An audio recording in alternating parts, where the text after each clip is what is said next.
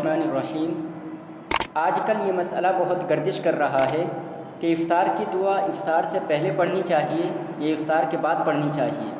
تو یاد رکھیں، احادیث مبارکہ میں افطاری کے سلسلے میں دو دعائیں ثابت ہیں۔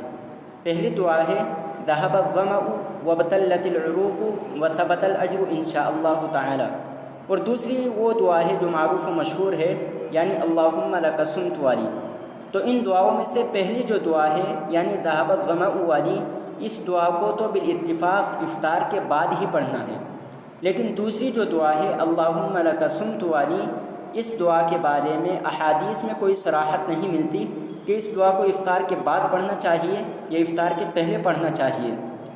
لیکن چونکہ امت کا تعامل یہی رہا ہے کہ اس دعا کو افطار سے پہلے پڑھتے ہیں، اور ہمارے اکابر کا بھی یہی معمول رہا ہے کہ اس دعا کو افطار سے پہلے پڑھتے ہیں، تو زیادہ مناسب یہی ہے کہ اس دعا کو افطار سے پہلے پڑھ لیا جائے۔ لیکن جو حضرات بعد میں پڑھتے ہیں ہم ان پر نکیر نہیں کر سکتے، اسی طرح جو بعد میں پڑھتے ہیں وہ پہلے پڑھنے والوں پر نکیر نہ کریں۔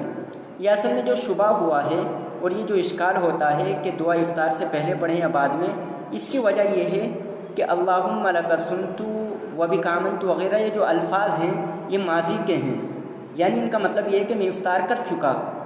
اب یہ اسی وقت کہا جا سکتا ہے جب کہ افطار کر لی ہو۔